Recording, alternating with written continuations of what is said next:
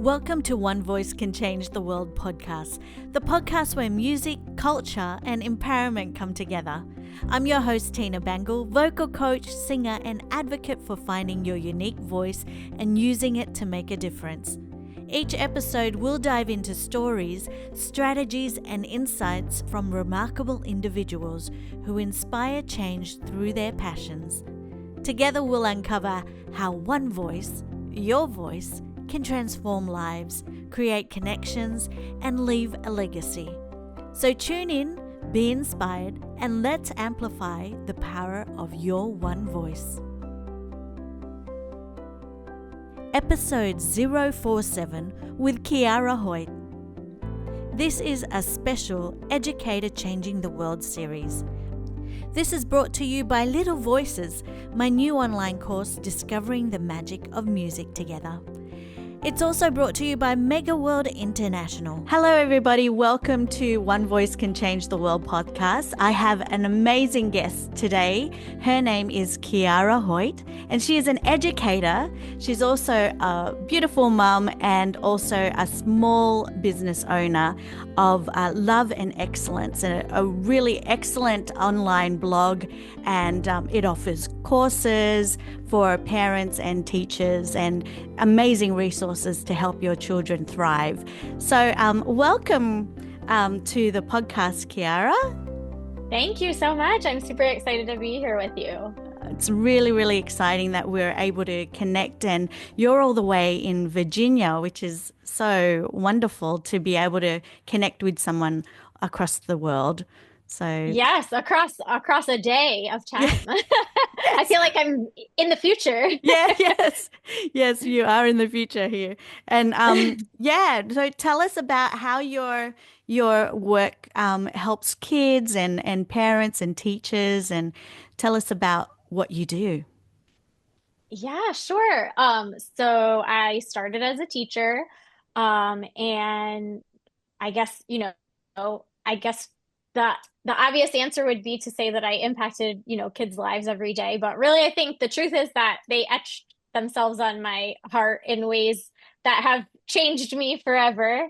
And then when my son was born, my older son was born 6 years ago, I transitioned to motherhood, and I wanted to stay at home with them for this season of life, and started my business a couple of years after that, just to stay connected to the education world and kind of as a creative outlet for me at first. And it's just kind of grown and developed from there. And now I do have resources that I have on the Teachers Pay Teachers marketplace. Mm-hmm.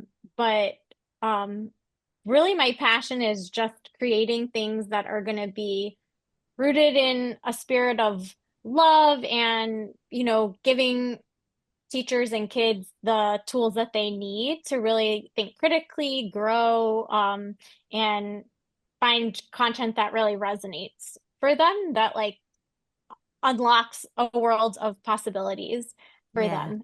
That's how I based everything I did in the classroom. And so this has just been kind of a new extension of it these past several great. years. I love those sites. I love those sites that I can just go visit and get inspiration from, and then, download what would be great for, as a parent to share with my children, and also as a teacher as well, because like just getting inspiration for my music lessons for is really great. Especially because you've been in the education department for how long? Well, you've been there for? I mean, my career in different iterations has been over 15 years at this point. I was in the classroom for just under a decade before I had my son. And I mean, the classroom is really, I have to be honest, it's what has my heart. So I totally see a day where I will go back, because even now I go, to volunteer in his classroom and stuff. And a little piece of me just like, oh, I want to be there, Yes. It's just I've never wanted to do anything else since I was 5 years old, besides be a teacher. Oh, I was that's with my dolls all lined up and giving my sister homework assignments that she did not want to do. And great. yeah, It's it's just yeah. bursting out of me. It's your calling. Yeah. 100%. My husband is a school teacher as well. He's a PE teacher, but he's been Oh, teaching for 26 years and yeah, it's a calling, it's a vocation and yeah, truly. you just love it. Yeah. I can tell Yes, that I feel you love it. yes, a vocation is a perfect way to describe it because there is something like ministry-esque about it for me. Yes. It Yes. just feels so Oh. rooted in that love thread. So yeah, that's a perfect way to describe it. And did you come from a family of teachers or how did you? Sort of. Mhm. My mom is a speech pathologist, but she worked in the Mm. schools. My dad is an attorney, but he is really a trainer. So he was a teacher in within that realm. And so not, but I married into a huge family of teachers. Ah, So we're just everywhere. yes. Wow. And so your husband is a teacher as well? He's a building level administrator. But yes, we both started out as teachers. We met in a college teaching Oh, program together. So yeah, we've just that's just our whole life's work. that's great. That's great. Your children must be very, very lucky to have that surrounded by teachers and people who, really listen and care. So Ah, it's well, very you're sweet nice. to say that. I don't know whether they think they're lucky or whether they are lucky, but they're stuck with us, so they don't have a choice. We're out here flying by the seat of our pants like every other parent, Yes, that's true. True. sadly. Well, you mentioned about your four-step framework for helping kids read. Um, I think that that's an amazing program that you have there. Can you touch on the framework that you do for the I would kids and love for the to. parents? Hmm. Yeah, I would love to. So, in kind of pivoting to what is coming next and what I'm working on is a literacy course for parents of struggling readers. Because all these years that I've been home, I have tutored, and just because, like like I said, not being able to really stay away from the classroom and that one-on-one interaction has just been, kind of a lifeline for me teaching wise. And so, in thinking about how to get that information to more people, I sort of boiled down what I did in the classroom and how I work with parents and students in my tutoring setting into kind of like four pillars of a framework. Hmm. And again, like everything, it's all rooted in kind of a liberation and love for, that kind of framing. Hmm. And so everything comes back to the first pillar, which is confidence and connection. And so really doing things intentionally to nurture the parent-child bond as the basis for reading growth is really kind of the thread that's going to carry through all the rest of the pillars. And so in building their confidence through affirmations or choosing content that's really going to resonate for your child, that is going to develop and build a trust and a connection that's going to fuel their growth. So that's the first pillar. And then the second pillar is called Roots and Reaches. I like alliterations, and the teacher in me loves alliteration. So that is really digging down and just instead of, I think parents tend to, when I know for myself, whether it's about reading or any other parenting issue, we get really overwhelmed easily when we're worried about our kids. And so when you see a problem, I see a tendency to just kind of like grab at you try to attack it from every angle. And sometimes that's really not the most strategic use of our time because our time is so limited.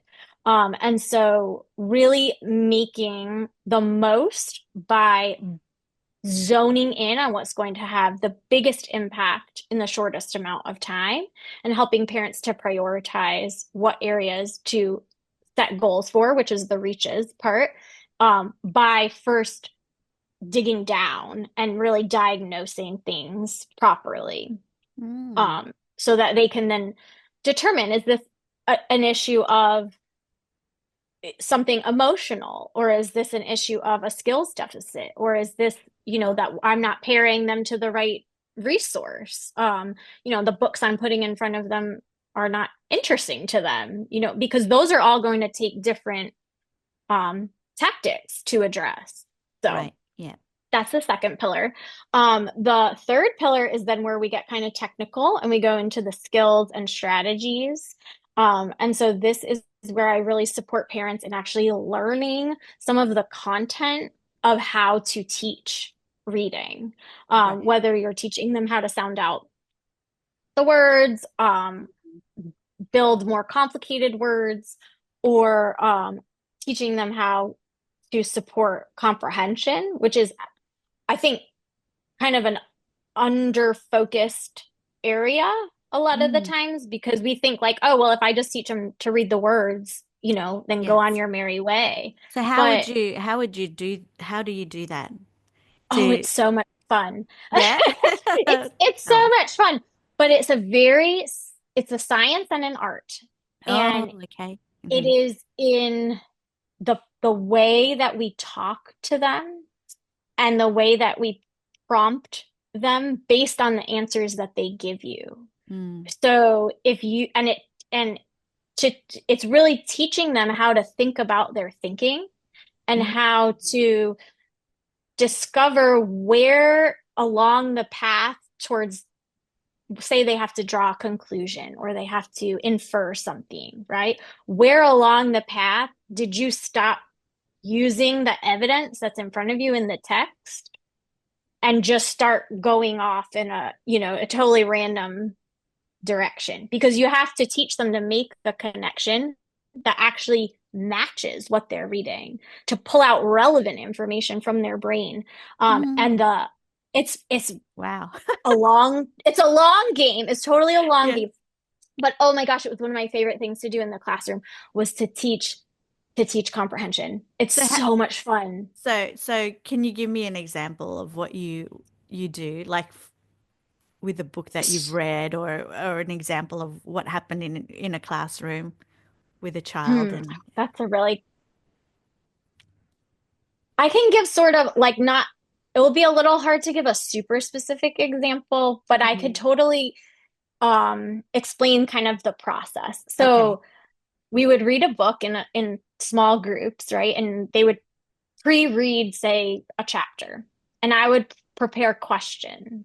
And we might spend 20 minutes just discussing one question, if that question was really tough for that group of kids. And that was the goal, was to Mm. find a question that was actually going to be kind of like we used to call them stumpers, All like was right. really going to kind of stump you, because that's when you knew you had to slow your thinking down. So say they give you an answer and it's just totally off the mark, right? Mm. Like, you have a girl and she's got a backpack on and she is going to get her shoes and she's putting her shoes on, and she grabs a book on her, and she's on her way out the door.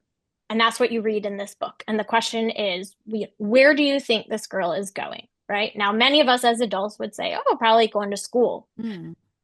But I had kids that would say, Walmart, or Yeah. which is valid. I mean, that Yes. there's reasons why they're thinking that, right?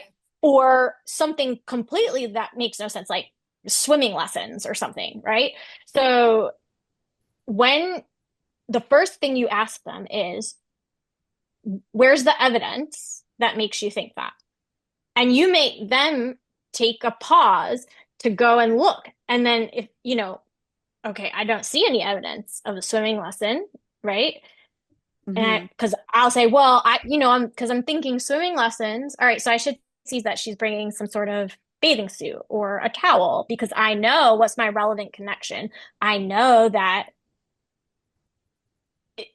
to go swimming, you need certain items, and I Yes, should see yeah, that in the text, right? yes. And then when they can't pull that out, you say, okay, go back, find me some textual evidence Mm, about that can help me figure out where she's going. And then they say, okay, well, she grabbed a book. All right, so I say, well, what are things I know about people that take books as they're walking out the door?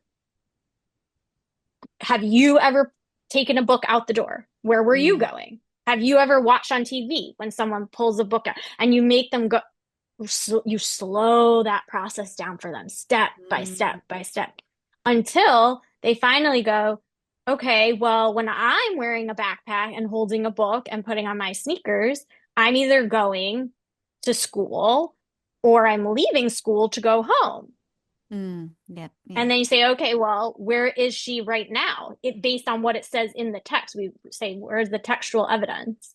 And they say, okay, it says she's walking out of her house. All right, so if she's already at her house and you've already just by making your connections boiled it down to two choices, which one do you Mm, now conclude is the place where she's going? And they would say, I think she's going to school. And mm, there you go. And it took us 20 minutes to get there, but the process that we taught was so much um, more impactful than kind of what your instinct is to say like, well, she's wearing a yes. backpack and she come on, where is she Yeah. going? Where she's going to Which is, yeah. school. Well, And that, it's like, doesn't yes. really learn anything? Yes, yes, yeah. And that's the difference. It's like, yeah, you're really digging deep and really teaching them how to think and yeah, very good. Yeah. Um, what age group would that be that you were talking about? So that is an example almost directly from a second grade classroom that I Okay. taught. Okay. Yes. Yeah. So do Yes. you teach mainly second graders and primary school age kids? Yes, majority. So my master's is in early childhood, which is birth Oh, through second grade here. yes. Yeah. And but I have taught all the way up to sixth grade. Right. So Mhm. yeah, I've taught kind of a variety Yep. in general education, special education as Yeah. Wow. well. Yeah, but it works for the process is really the same Yes. regardless of the age. That's why I just absolutely adore it. Yeah, that's great. It's funny. I teach at a early learning center, and I wrote a book about my dad, who's my son's lolo, which is Okay. Filipino in Filipino language. The Tagalog language is grandfather. I'll just so it's Yes. just at the back over there, and it's about him coming to a music class and he's finding his rhythm. So my nephew, um, he tries to help him find his rhythm while he's doing the music class. Um, but it's really interesting when a little child says, "What's rhythm?" Like very, I'm like, "Oh no, I didn't prepare that. I should have prepared that answer but it was just interesting how she was thinking and she was only like 4 years old and yeah, just the questions that she came up with, it Oh was my just really gosh, cool. yes. Well, that So shows the power of your book, Tina, because they're thinking about it like you've piqued their interest yeah, right away. yes, And you've given them a new vocabulary word. So, yes, yeah, that's me. So I was like so happy about that. And yeah, so then I had to think, oh, okay, how am I going to teach them how am I going to teach them about rhythm? So yeah, so that was a yes. really good thing that came out of the book. Oh, I love that. And reading and rhythm, I feel like they go hand in hand. They really Yes. do. Yeah. So, I, Yeah. I my younger son is a Gestalt language processor. We're kind of Oh. learning more about it. He like learns in phrases, as Ah. opposed to individual words. It's really fascinating to kind of watch how he develops. And have felt like from the get-go, he just always sounded to me, we speak a little Italian, like in my family, my dad and me. Yes. But I always was like, he just always sounds to me like he's speaking Italian or like a romance language because it's Oh, just his really? cadence was so melodic because he was just grouping all, he's just copying our cadence, basically, Oh, everything he hears. So, and it sounds just like singing, yes. this is so beautiful. Oh, so lovely. Yeah. Thank you for explaining that. That was really cool. That was very Oh my cool. gosh, that was super fun. I haven't tutored. I usually tutor in decoding, not in comprehension. So I haven't like dug into those skills. You really sharpened my saw Oh. there, Tina. I was not ready for that, but that was really fun. No, I think it's helpful to understand how you teach because as parents, like we're not trained in that. And we, as you said, the way that you said, you're standing out the words and giving them Yeah. the answer, but it's not helping them to think for themselves, is it? Oh, So, definitely. I mean, it's yeah. it's so different as parents because like you're trying to help them with their homework or whatever, or you're homeschooling, there's homeschooling parents, but like you have 20 million other things that you're thinking about at the same Yeah. time. So Hmm. like when the girl in the story has a backpack and your kid is telling you that she's going to the swimming pool, you're just like, I have to go cook dinner and she's going to school. Like, just put it on the paper and let's move along. So it's so different in the classroom. You sit there, you have your lesson plan, you've prepared for this moment, and you're like Yes. looking forward to it. So as a parent, I mean, I see it from the other side of it. Being a mom is like Yes. it's so Yeah. different, I know. It you is have to so different. really prime your mind to like, Exactly. Yeah. And that's where the number one come in, your number one pillar, right? The confidence. yeah, And yeah. So can you and the touch more? connection. Yeah. Can you touch a little bit more on that? Sure. I just think I did it as a teacher too in the classroom. Um, you have students have to feel seen and known. And I think all people have an inherent need to feel seen and known. I don't think that's like a revolutionary statement, Mm. I think we all know that, but it is so essential for teachers and then now on the other side for us as parents Mm. to give that gift to our children, to see them and know them. We're always, I think, pressured to mold them and move them. And, I believe truly that they come here fully formed. They come here uh, and they know who they Yes. are Yes. and they know what they're meant to do and be. And they are a gift to us. And my Mm. view of it, and the way I approach it in education too, is, they're gifts that we are meant to steward. Yes. Yes. We're not, I have no desire other than for them to be, joyful, feel loved, cared for, things like that. But I want to walk alongside them as opposed to like form them. Like they're already Yes. formed. Yeah. Thank goodness, because I could not do that job. I know. Yeah, So I exactly. Yeah. think the connection piece is in showing them that you trust them. Mm. And in turn, you ask them to trust you. And so leading with that and leading with their humanity, like sometimes they need a break Mm. and it's okay to give them a break. Or sometimes they want to read the same topic of book 20,000 times. My older Yeah. son loves superheroes. Yeah. I like books about like empowerment and equal rights or whatever, and like Yes. I try and like look at this great book about Yeah. this leader, and Yeah. he's like, where's the one about Iron Man? Yeah. It's like, okay, like we'll go read this Batman book again Yes. for the fifth time. But what what is more empowering for him, than for me to be like, sure, you pick the book we're going to read, Yeah, just because I want to like shove these messages down his throat. exactly. Like Yeah. he's like, all right, Ma, that's enough, you know? So Yeah. I think the connection piece is just, you can't put a value on that and what that does for their growth. Yeah. Yeah. Very good. Thank you for that. And then what Of about course. we've got number four, our fourth framework. Oh yeah. Yeah. I really took us on a detour. Well, that was me. That was me. I was saying.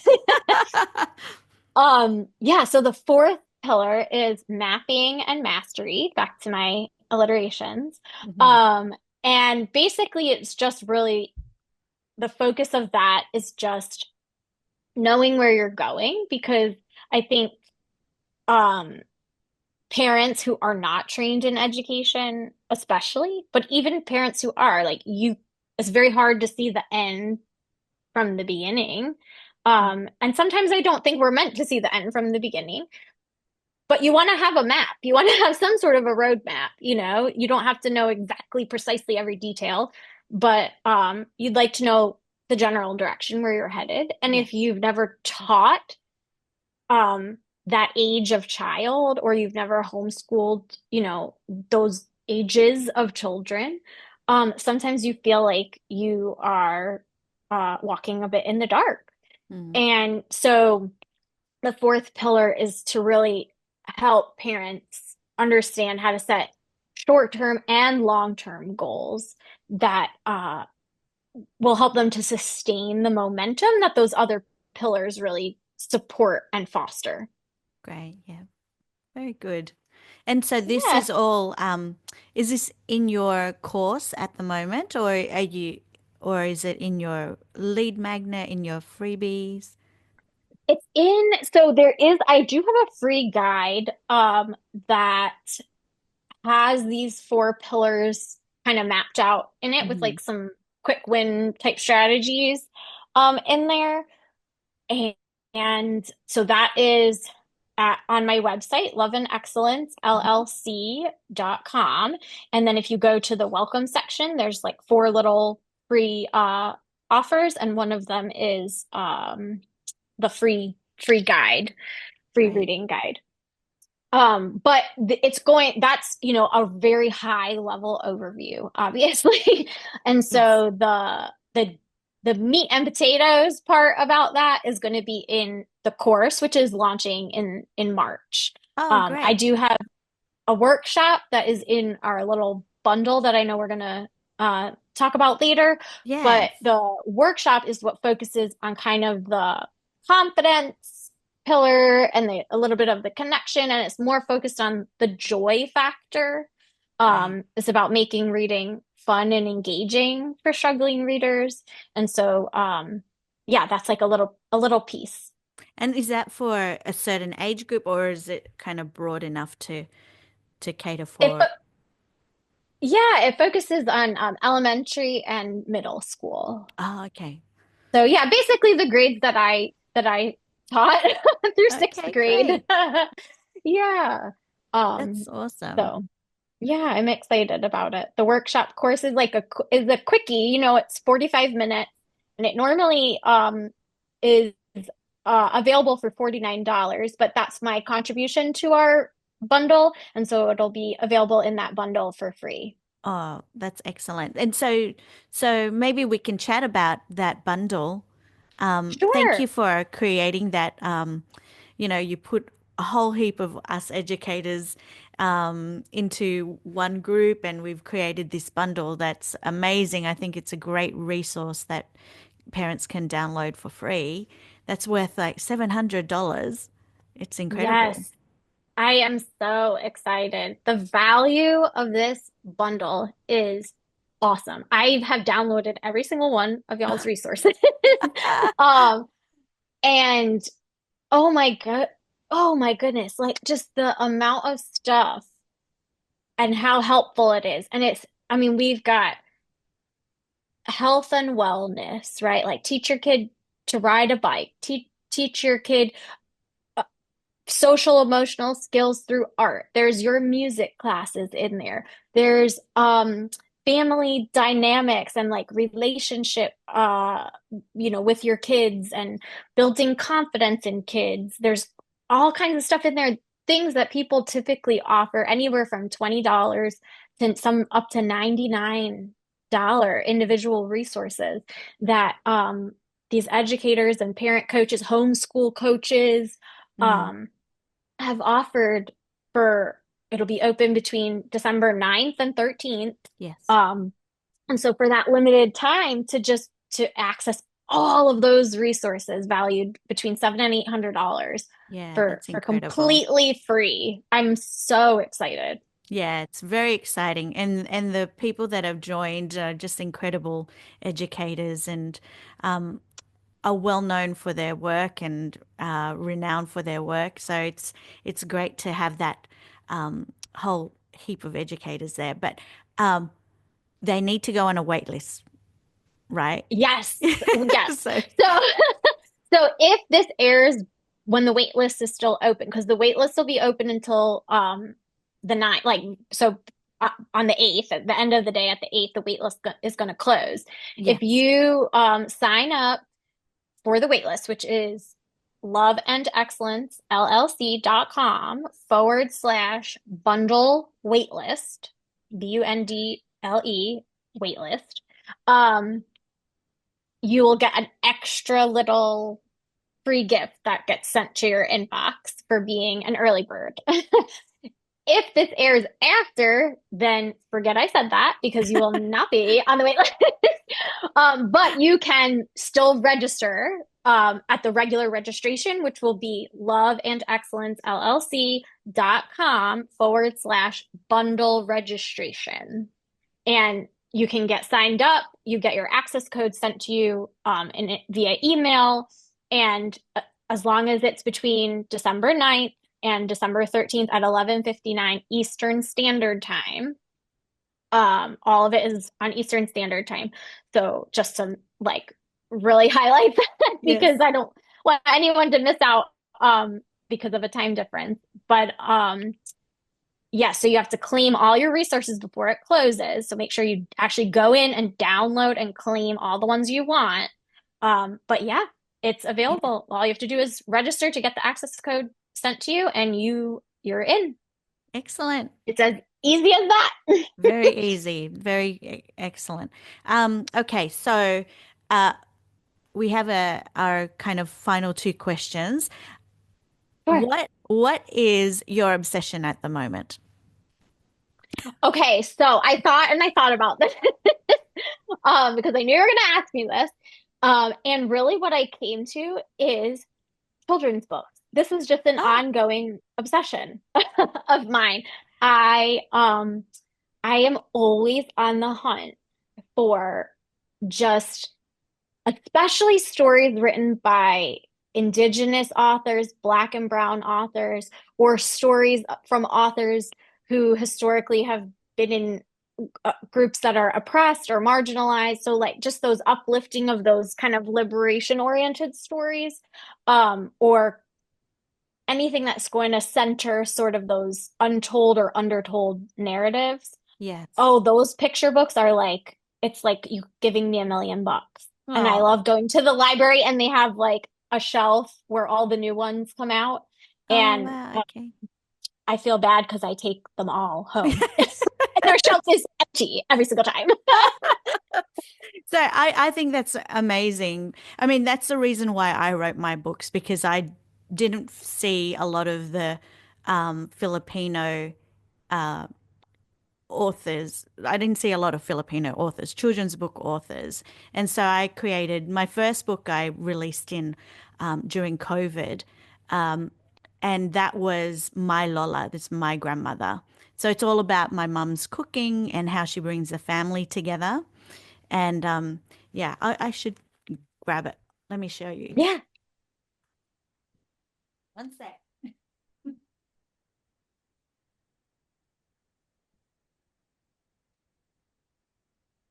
Yep.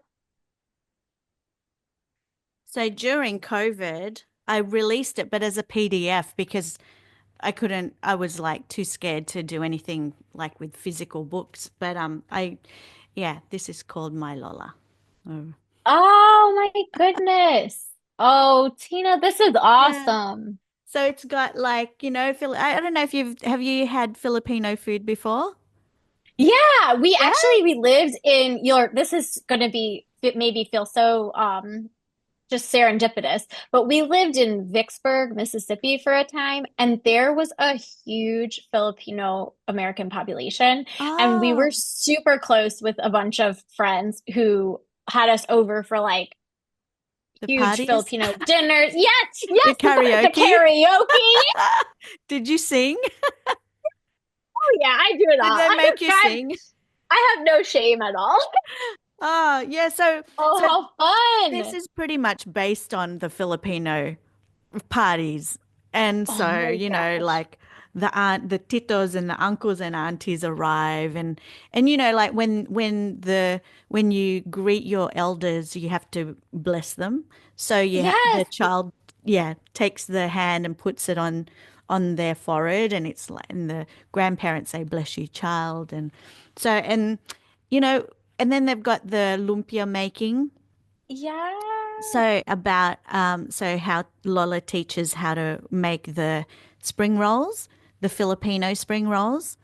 Oh, I love it. Do you like oh, that's my favorite lumpia. Do you have I lumpia? haven't had it in so Yeah. long. I mean, we haven't lived there in over 10 years. Oh, So, okay. now Now you I go. gotta put it on my list. I gotta put it on Yes. my list. I got something to do. Yeah, and then so I put music to go with the books.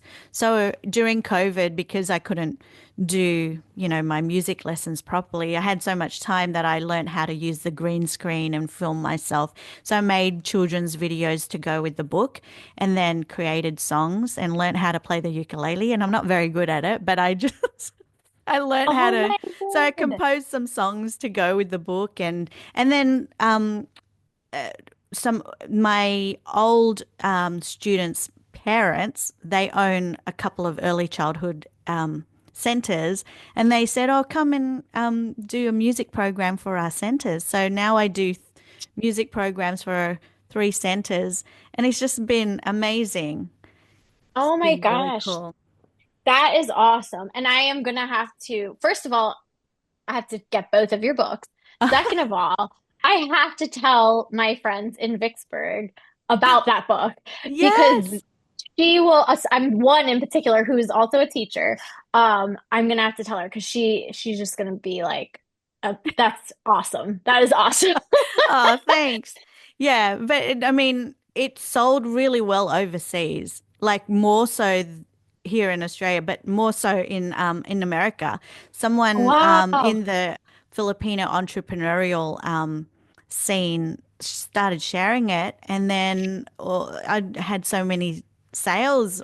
I woke up one morning and I was like, "Oh my gosh, people bought my book." Oh, what a blessing. That It is was. beautiful. It was Well a blessing. deserved. Ah, And thank I you. can't wait to get my hands on it. I'm so Oh, excited. thank you. That is so up my alley. Like Oh, that's like yeah. what I feel like I just discovered $1 million. It's like literally like you just gave me $1 million, like a new children's book. Oh, oh, that's so sweet. Thank you. Thank you for being excited about my book. Oh my gosh, I'm not faking it either. Like I'm pumped to read. I'm for both of them because I know you have a second one, right? Yeah, yeah. So that one has like, a bit of a dad joke in it about farts because the kids My kids like, will love it. My okay. kids will love it. Oh, I live in a house with three males, so there's a oh, lot of farting. yes. So that story is about, includes that, which has been really fun. The little kids at the daycare center really love it too. They Oh, have I so bet. much fun with it. I Okay, can't so wait. I'm excited. yeah, I'm really excited to share your work as well. And yeah, it's been really, really amazing to connect with you and learn about what you do and about where you're from and your background in teaching. So thank you so much for sharing your story. Oh, it was my pleasure, Tina. It's been, I likewise, truly, I feel like across the world, it's just so amazing to feel so like heart to heart connected, you Yes. know?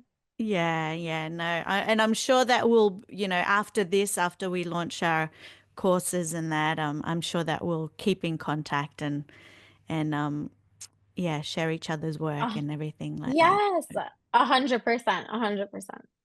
So the podcast is called One Voice Can Change the World. If I offer that to you, what would that mean to you? I mean, first of all, I love that that's the name of your podcast. It just encapsulates everything about, your work and what everything I love about everything all in one. Oh, So yeah, that's I great. just absolutely love that. I mean, for me, that really is the epitome of everything that I do. It's what drives me. It's at the crux of all of my work as an educator, as a mother, just everything I do is because I want children, in particular, to know that, you know, every person can't do everything, but every person can do something. And those little things, they really do add up. And you just never know the ripple effect that that you have. And I think children are so wise. And when we listen to them and we really slow down enough to absorb their joy and absorb their natural sense of wonder and play and curiosity, that right there in their voice, not even trying to do anything prolific or um earth-shattering, it causes a ripple effect because I think parenting in and of itself is a ripple effect. You have to reparent your own self while parenting them. It's going to make you stretch you, grow you, and then you're going to turn around and do your next thing in a different way than you would have had you not allowed them to move you that way. And I Mm. think that's true of every interaction that we have, but especially interactions with kids. They just have an ability to stretch us in ways that nobody else really can. And Yes, especially your own children, man. yes, especially. Woo, they really put you in. There are things that 10 years ago, myself would look at future me, current me, and be like, Yes. just roll her eye. Like, they got you good, Yeah, Chiara. They got you that's so good. funny. Yeah, and So, and and and this time of their lives, it just goes so quickly. Like my son just turned 18 at the end of October, and now he's finished school. So, and now he's in Korea with his best friend, traveling for 3 weeks, and just, having a bit of a culture shock. yeah. Oh my goodness. That is like both the trip of a lifetime and also just a big milestone. Yes, yeah, huge milestone, and it's been exciting to watch him grow and that I remember when he was 6. I missed that age of when he was a toddler and when he was in learning, and I was able to spend a lot of time with him, teaching and singing and doing all that. And now he's grown up and yeah, it just goes by so quick. And I used to think, oh, why do they say that? But now I understand. Yes, it is the days are so long and some days feel like they will truly never end. And Yes. sometimes they're up, throughout the whole night and the day does not end. Yes. Yeah. But it does. It goes by in a blink. And I think that's why I love the title of your podcast and just the the message behind that, because it really reminds you that, at least for me, like it really reminds me that being present for each other and really listening to each other, whether it's the way that people are speaking or in their behavior or, but, and to let that move you and to be Yeah. present for that. Because I think I mean, I do a lot of activism work as well. So like one voice to change the world. Also, I use my voice very publicly in many ways Yes. too. But I think in terms of like literacy and parent-child connections, literacy to me and learning and education is the pathway for, liberation, personal Yes. freedom, personal, healing, growth, all of that is tied into being literate, and being able to read well, not just like to white knuckle it. Yes. Um, and I just don't think that happens unless you listen to the voice of the person that you are trying to teach. Mm-hmm. They're Beautiful. not an empty vessel, just to pour into them, Yes. unceasingly. They Yeah. want to speak too, and Yes. they need to be heard. Yeah. Well done. I love that. Aw, I love thanks. that. And I have a song called Be Heard, Oh my which gosh, is Tina, the we were destined to work together. We were just destined. yes, yeah. Well, thank you so much for bringing us all the educators together. Like when you reached out to us, it was like, yes, yeah, it was just, and now we're seeing we'll see the fruits of it, and the connections that we're making. I mean, that's the main thing that I think I love from this is just connecting with all you guys, and yeah, and just learning about your work. And yeah, and thank you for all your efforts with that. Oh, it is absolutely my pleasure. I agree. That is the most fun part of it, is just being connected, getting to know what all you guys do. Everyone is involved in such interesting, meaningful work, and Yes, I love learning about everything that everyone is doing, and the ways that we can all help one another, even just exactly. for our own selves as parents too, Yes, let alone all the, hundreds of thousands of people that we can impact, in yeah, that ripple effect. yeah, very good. Thank you. And Yeah. tell us how we can follow you and learn more about your work. Sure. So my website is loveandexcellencellc.com. And that's where you can find the blog and the program offerings and, Great. all the little ins and outs. The bulk of the resources that I've created up until this point, that's over 150 resources for birth, so infants through sixth grade. There's full curriculums, there's kind of like one-off resources, all kinds of things across all subjects and all those age levels, is on the Teachers Pay Teachers marketplace Mm-hmm. in the Love and Excellence shop. So it's Love and Excellence on that Teachers Pay Teachers Ah, marketplace. great. And So we'll that's have my all, little. Oh yeah, sorry, go go ahead. ahead. Yeah, we'll have all the links up on the show notes so we can, Oh yeah, thank yeah, you. Yeah, that'll be great. So and then mostly on Instagram, love underscore and underscore excellence, because I guess somebody had my the one without the underscores. uh, yes. so just to make it a little extra spicy Yeah. for you.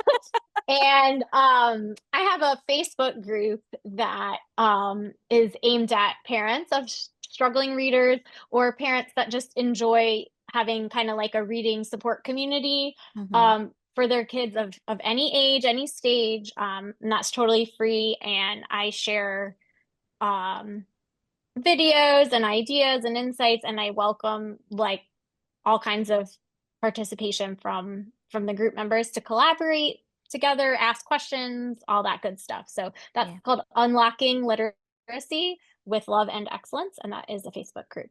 So those are Oh, all great. my Great. Yeah, So yeah, we'll have those links and we'll post it up on the Facebook group, the show notes, and and then I would that appreciate way, it.